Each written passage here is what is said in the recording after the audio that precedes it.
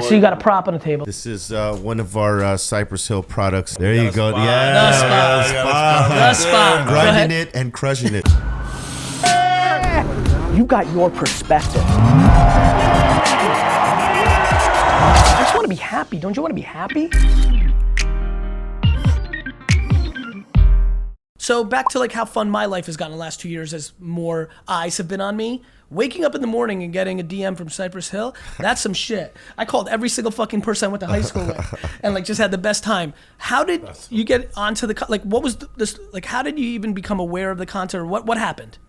Someone put me onto you, you know, and so, you know. They're like, yo, check this guy out? Yeah, and you got it right away? It started from there and we got it. Same way he got you in the first 30 seconds or a little bit longer? No, right off the top, you know, because, you know, a lot of the stuff that you're trying to instill in people is inspirational in saying that, you know, there's no obstacles. You can go do this. If you set your mind to task, boom, go get it.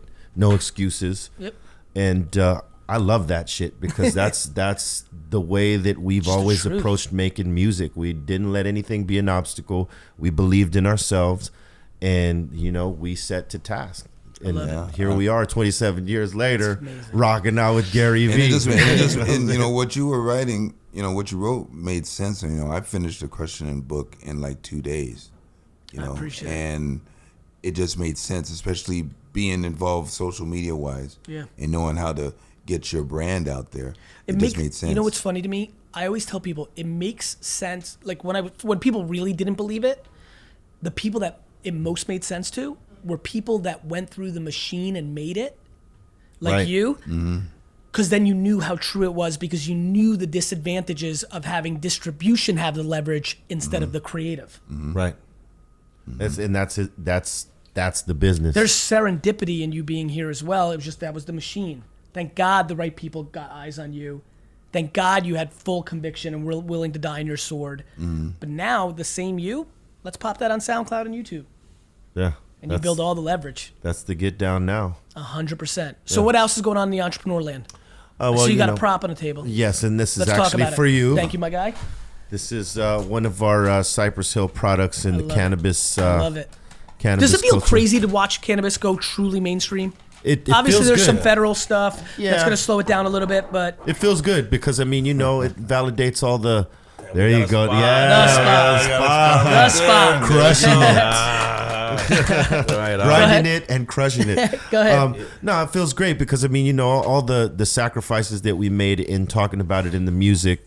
You know, because when we started, it was taboo. You know, especially in hip hop. Are you kidding? Nancy Reagan just had her run. Yeah, and seriously, yeah. like literally, like I'm telling you right now, we've talked about it, it's like I don't smoke or do anything. Literally because of Nancy Reagan, my mom completely and utterly bought into that propaganda that shit, and then pushed that shit on me. 100.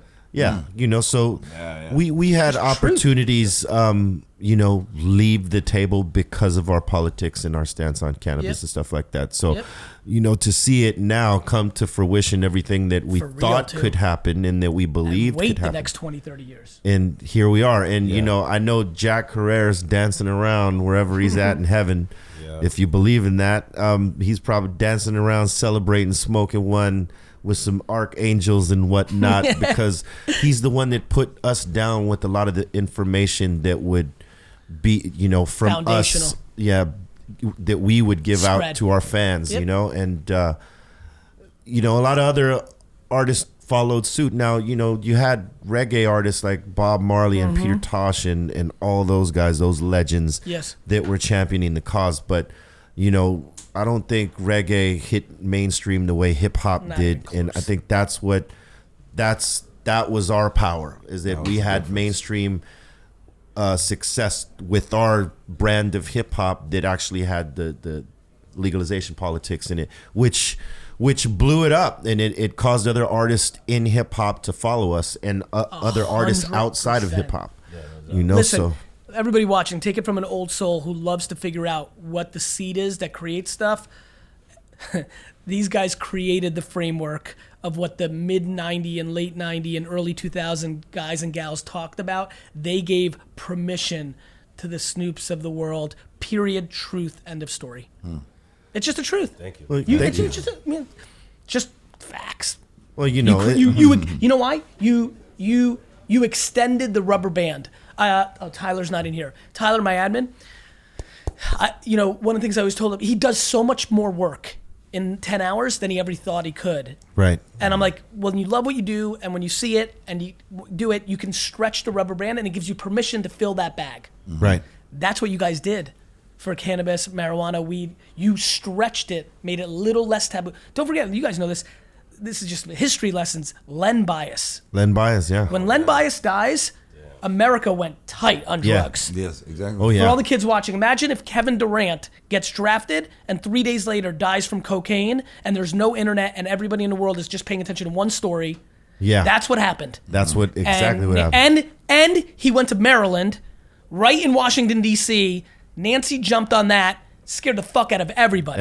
Yeah. I thought if I smoked a cigarette, I would die on the spot. Yeah. I mean, that Between that and propaganda worked. magic in 91 with AIDS, I was finished. I couldn't do anything. I was like church All right. boy. I You was scared of don't wanna do everything. Sex, drug. I was like, no. Like everything was scary. Everyone's dying. I don't want to die. Yeah, the That propaganda. stuff sounds real good, and that fucking I kind of want it, but fuck it. I don't want to die. Yeah, That's what 1988 to 91 was. Oh yeah, the propaganda machine was rolling So hard. anything against that was like Yeah. real taboo. Yeah, it was hardcore. It was definitely hardcore, but you still have to push through that to have people see the benefits, and I think that's what we were able to do. What can the Vayner community, what are the things that we can help you with? I feel like you've given so much to like my entertainment and escapism and brought so much value. Anything we can help with? Anything that's important? Enjoy the music, man. I mean, that's our first passion that we started with was the music. We just put out Elephants on Acid. It's a new body of work that's very trippy, dark, psychedelic, and we want people to see this new brand. Well, this new form of an old formula, if you will, like a upgraded version.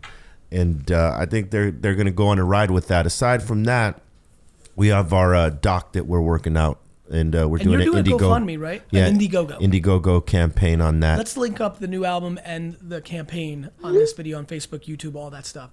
Let's do a swipe up. Swipe up if you want to get on the doc. Swipe it. There you go. Yeah. And what's that about? How much are you guys raising on that campaign? I don't know exactly what to.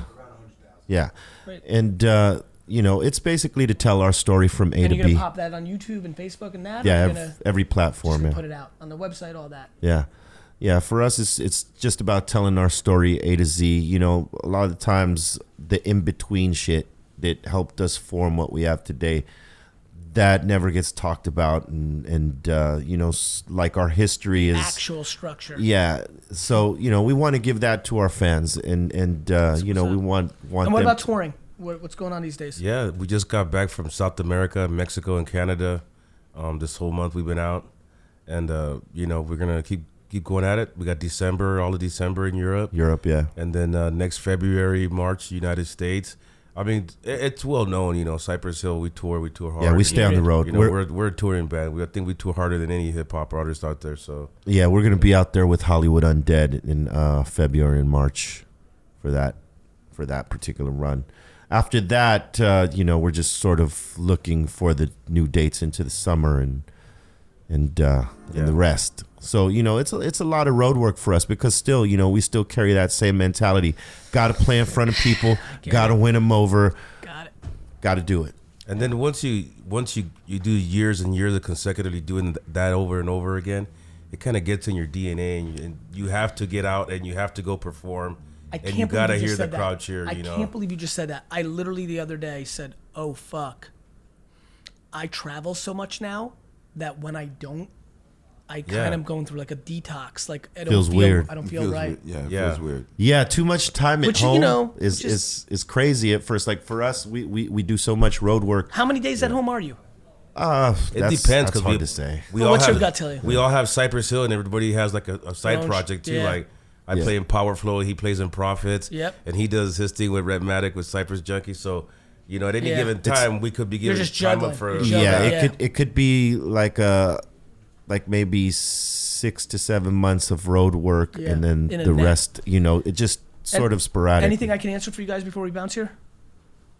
More like selfish, like not like for content, like anything I can, Oh man, no, we're just glad to be here with you, man, and we appreciate taking the time to have us up here. All right, I got one question. Do you remember where you were at when you first heard Cypress Hill?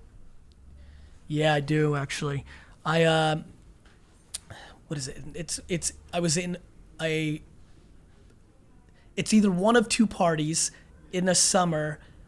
I think in between 89 and 90, right? I'm trying to think who was. It was Denise Mulaney's 8th grade pool party. Oh wow! And That's a good start. And in Bethlehem Township, New Jersey, which is like the sticks. Yeah, sounds like it. And it sounds, and you know what, and you guys know this. You guys had such a different sound, and like that like catches people's attention. Yeah. And yeah, I do. And then Robbie Turnick, Jesus Christ, one of my best friends. I mean, he would fucking. I mean, we would play Nintendo baseball, like just regular Nintendo baseball when Genesis was already out. But we'd still go back to the old school. Yeah. And we would just play. He would just play that shit on repeat. Wow. Did you have to hide the CD from your parents? No, my parents. My Russian mother didn't give a fuck. She wasn't in my business. Yeah. It wasn't like, you know what I mean. My mom was like, let you be a boy, young man. She was like, go out. Like she's like, don't come back until like 8 p.m. and eat dinner. She was not in my shit. Yeah, you know, she That's knew cool. I was cool. Yeah, cool. Real cool. She first of all, she fucking put a macro spell on me, and she knew I was a good boy. Right. Second of all, I fucking worked dude, I didn't give a fuck about anything but money. That's right. I was fucking working. It snowed. My mom wasn't worried that I was in a basement with a bunch of kids drinking because it was snowing outside. You're working she knew too I was much. shoveling. She knew exactly where it was. Ding dong. Would you give me $20 to shovel your driveway? Like, I fuck with fucking working artists. Gotta like, do it. It's one thing that you culturally were at that time when it mattered to me. It matters way more to me on the shit we DM about the entrepreneur spirit, the fact that you guys are iconic and touring 7 fucking months. Like, you're my kind of people. And likewise. Thank you. Hell yeah. Real pleasure. I got one last question, and I read something about this. Go ahead, in your book. Do you still think Alexa is the way to go because of the whole? I think everybody's gonna be like, Alexa, play Cypress Hill. This is gonna be a lot of music. Songs by Cypress Hill. Amazon Music. This right there, what I just did, is a lot of what's gonna happen. See, Alexa, louder. Because I was going to get it, and then that whole controversy happened, and I was gonna get it because you said you know what? Is the next shit. You more than anybody, even if they're watching, live your fucking life. True that. There it is. There it is. Right? It's true. Right? Right I there. literally, for the last 8 years, because I knew this was all going to happen to me, have been living my life on the record. Every meeting, every interaction, I just knew what, in my heart, I knew this was going to happen for me. I was like, fuck it. I'm not going to give one person that actually knows me anything other than I'm a best fucking dude. I'm just going to live my life.